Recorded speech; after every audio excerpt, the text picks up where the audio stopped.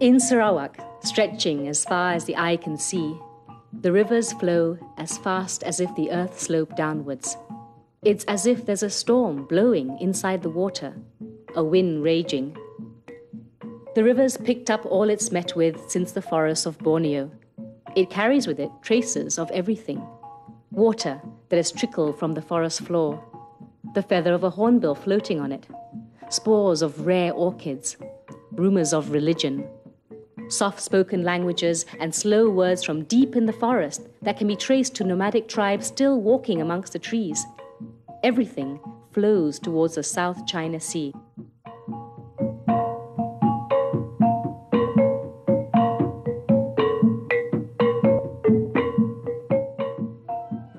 In the misty sun of the river, the sun of the hot season, it flows quietly, without a sound, like the blood in the body.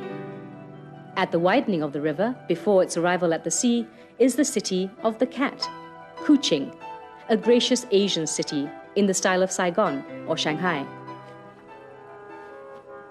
The timeless Iban tribe of the rainforest has little time for time itself. If you ask a tribesman to meet you here again in 10 days' time, he will tie 10 knots in a piece of rattan and untie one every sunrise. The etiquette of the Borneo rainforest prescribes that a new visitor must first sit on the floor of the headman's room and tell the story of his journey in elaborate detail. In the same tradition, kind city Sarawakians will call out to you in the street, "Where are you from?"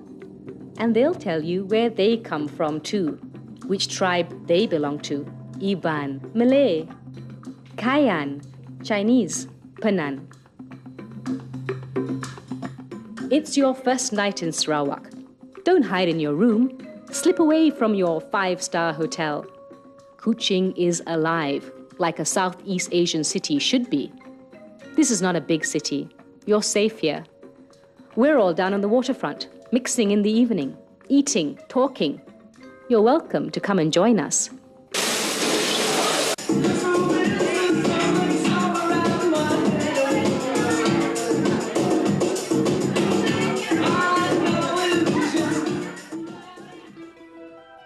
Here in the long, hot girdle of the earth, Sarawak is cool, tropical.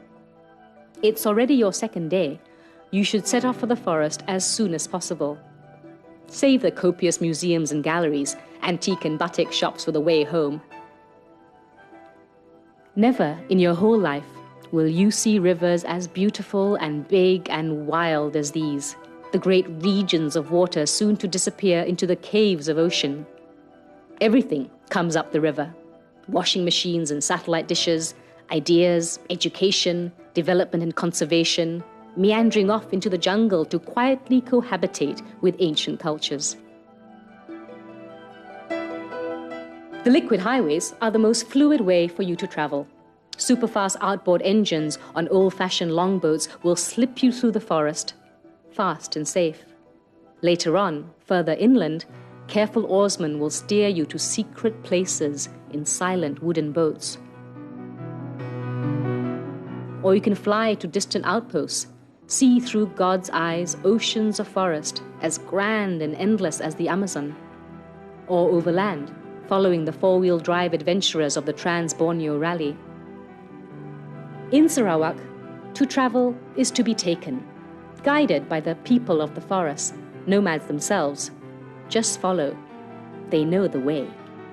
If you are willing to go far, to seek adventure, Sarawak will generously give out to you all the beauty that it has, outside the range of imagination, but within the range of experience.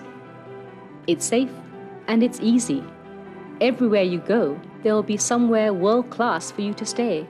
You never have to live rough, unless you want. So, if you wanted to sleep in a native Iban longhouse, the Hilton Hotel Batang Ai Longhouse Resort, in the style of its African safari lodges, has made it possible for you to stay in comfort while at the same time experiencing life firsthand in an authentic indigenous setting. Where the water disappears in sand, at the coast of Western Sarawak, is Bako, the first of 7 magnificent national parks. It encompasses the fragile intertidal zone and takes care of the rare and shy proboscis monkeys.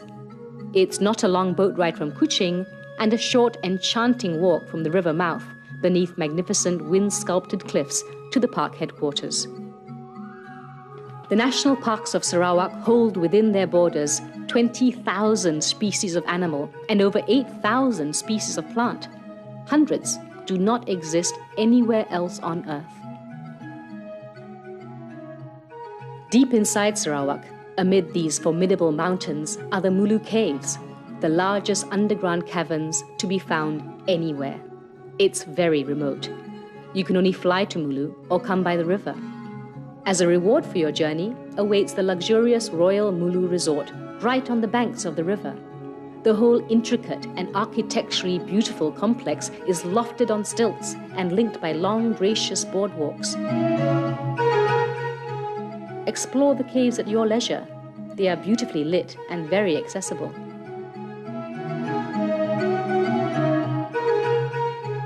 Sometimes it rains in the afternoon, for an hour or two, to feed the rivers and cool the jungle. It's welcome, warm, tropical rain. If you are brave and fit, this is a great striking off point for a real adventure. Guides can take you trekking into Iban territory. Go further up the river. The Dayak tribespeople will have you as guests to sleep in their tribal longhouses deep in the forest, to eat and talk and dance with them.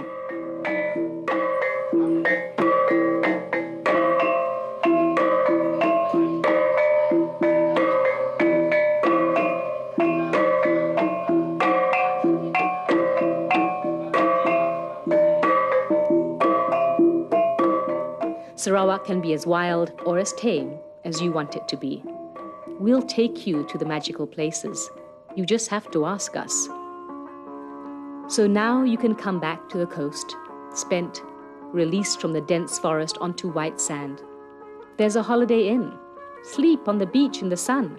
Jet ski, windsurf, swim, eat. There's a wonderful new place to stay called the Damai Lagoon Resort. Unwind. The knots are coming untied.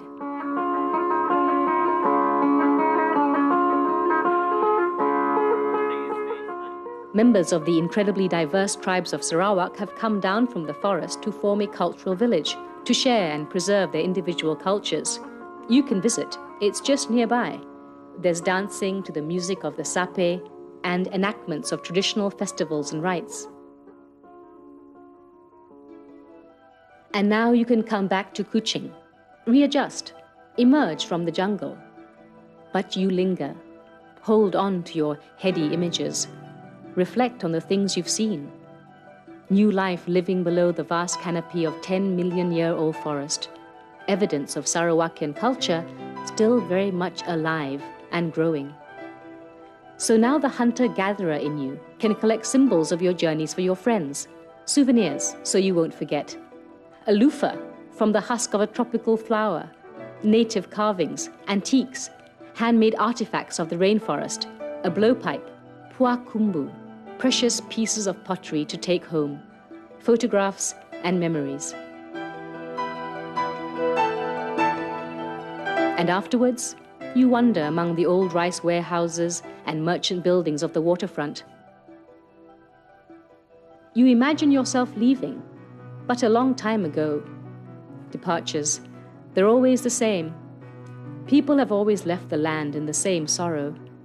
So you go, fly away, suddenly, and you're gone. Kayan gatherings end in a similar way, in a way that Westerners find strange. When you are ready to leave, you just go. There isn't a word for goodbye in the Kayan language. We know you'll go and come back to Sarawak.